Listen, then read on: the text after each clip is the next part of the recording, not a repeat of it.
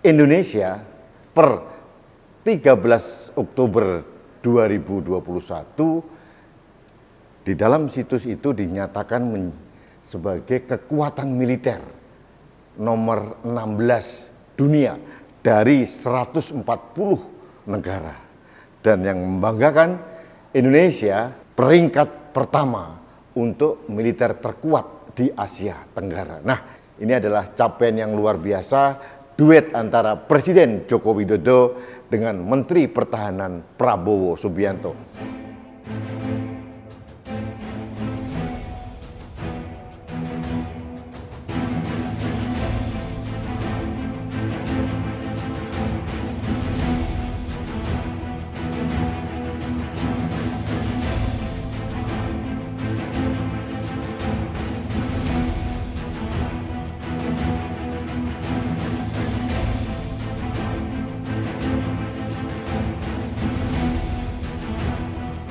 Halo sahabat Indonesia, kita bertemu lagi dalam Opini Rudy. Sahabat Indonesia, ada kabar yang sangat membahagiakan.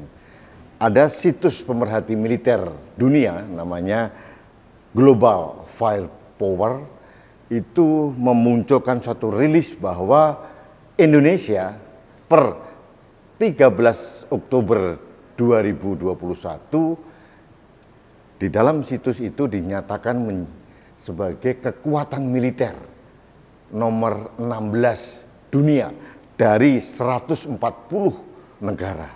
Dan yang membanggakan, Indonesia peringkat pertama untuk militer terkuat di Asia Tenggara. Nah, ini kabar yang membahagiakan karena beberapa tahun atau beberapa puluh tahun ini kita bukan menjadi kekuatan militer yang diperhitungkan di Asia Tenggara, dan sekarang ini adalah capaian yang luar biasa, duet antara Presiden Joko Widodo dengan Menteri Pertahanan Prabowo Subianto.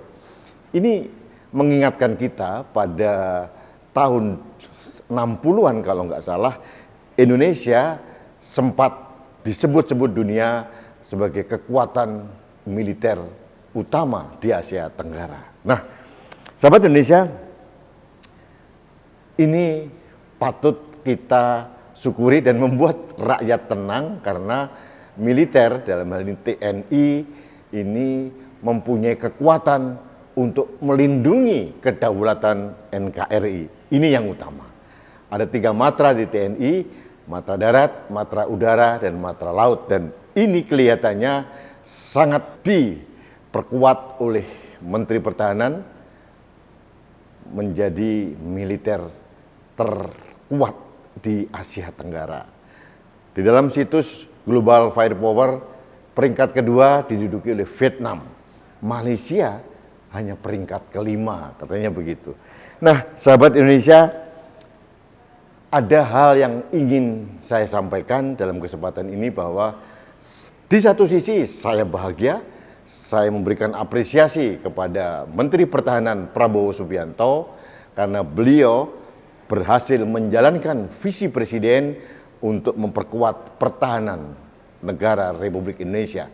Di sisi lain, saya harus memberikan masukan kepada Menteri Pertahanan bahwa ancaman dan gangguan saat ini mungkin berbeda, bukan hard power militer, tapi mungkin soft power militer. Ada proxy war, ada asymmetric war, ada cyber war. Nah, ini saya kira perlu diperhitungkan dan dipertimbangkan oleh Menhan Prabowo Subianto untuk juga diperkuat. Karena saya kok tidak yakin ke depan ini akan terjadi perang fisik seperti zaman dulu. Seperti kita lihat, manuver Cina dan manuver Angkatan Laut Amerika Serikat di perairan Laut Cina Selatan juga hanya sekedar show off saja. Jadi saya punya keyakinan hampir semua negara di dunia menghindari perang fisik seperti zaman dulu, karena dampaknya itu akan sangat merugikan bukan hanya negara yang bersangkutan, tapi juga akan merusak atau merubah tatanan dunia. Nah, ancaman nyata di depan kita adalah cyber war, asymmetric war, proxy war. Ini harus diantisipasi. Saya menyarankan kepada pemerintah dalam hal ini Menhan Prabowo untuk juga mengantisipasi itu. Jangan sampai kita mempunyai kekuatan militer yang kuat dari segi alutsista, tapi di kekuatan yang lain seperti untuk menangkal cyber war, asymmetric war maupun proxy war kita kedodoran. Nah, di sini diperlukan banyak teknologi baru. Ada teknologi artificial intelligence, ada teknologi drone, macam-macam teknologi yang harus diperkuat juga menjadi bagian dari kekuatan militer dari Indonesia. Karena menurut saya harus kita akui, ancaman itu nyata adanya. Proxy war, ya. Kemudian asymmetric war, ada lagi cyber war, itu banyak sekali. Dan mereka merusak suatu negara melalui radikalisme, menyerang ideologi suatu negara. Bahkan ancaman dan gangguan serta hambatan itu bukan saja dari dunia luar, tapi juga ancaman dari dalam. Ini juga perlu diwaspadai karena ancaman ideologi yang kita import dari luar itu kadang-kadang bisa merusak ideologi kita. Saya pikir itu juga menjadi tanggung jawab dari Menteri Pertahanan Prabowo untuk diperkuat juga. Salah satunya kemarin saya sudah memberikan opini, kita berencana mempunyai komponen cadangan sekitar 25.000 orang. Proyeksinya ke arah sana. Saat ini kita masih mempunyai 3.103 kalau nggak salah komponen cadangan yang kemarin diresmikan tanggal 7 Oktober 2021 di Batu Jajar, Bandung oleh Presiden Joko Widodo didampingi oleh Menhan Prabowo. Nah, saya kemarin menyarankan komponen cadangan ini yang hampir semua adalah milenial umur 18 sampai 35 itu melek teknologi. Mereka menurut saya bisa juga dimanfaatkan untuk membantu pemerintah dalam hal pertahanan dari proxy war, asymmetric war maupun cyber war. Ini tergantung dari manajemen atau arahan dari Panglima TNI maupun dari Menteri Pertahanan Prabowo. Di samping itu, kekuatan TNI sendiri juga harus ditingkatkan. Bukan hanya peralatannya, tapi dari SDM.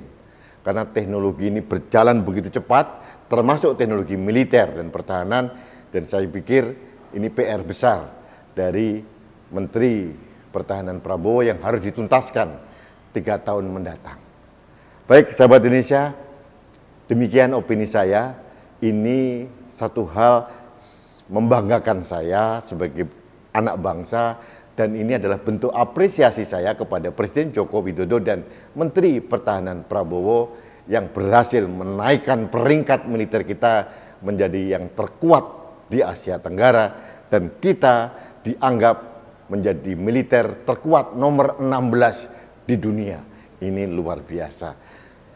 Bagi saya ini adalah pertanggungjawaban kepada masyarakat dari pemerintah bahwa uang APBN, uang negara sudah dibelanjakan untuk alutsista dan ini diakui oleh dunia. Sekali lagi saya memberikan apresiasi kepada Presiden Joko Widodo dan Menteri Pertahanan Prabowo, tapi satu hal saran saya bahwa ada soft power yang harus dilengkapi juga untuk pertahanan kita, karena ancaman dan gangguan bukan hanya karena ada infiltrasi dari militer asing, tapi juga melalui infiltrasi cyber war, asymmetric war maupun proxy war. Dan saya yakin ini juga sudah diantisipasi oleh Menteri Pertahanan Prabowo, tapi mungkin harus diperkuat lagi dan diberikan informasi ke publik seperti apa persiapan kita dalam menghadapi ketiga jenis peperangan yang baru ini. Jadi ini menurut saya adalah PR kita bersama, dan saya yakin Menteri Pertahanan Prabowo mampu menjalankan visi Presiden Joko Widodo dengan baik. Terima kasih sahabat Indonesia. Demikian opini saya hari ini. Mudah-mudahan ini menjadi semangat kita bahwa TNI sudah dilengkapi dengan alat pertahanan yang cukup, dan kita boleh merasa nyaman TNI bisa melindungi kedaulatan NKRI. Baik sahabat Indonesia, demikian opini saya.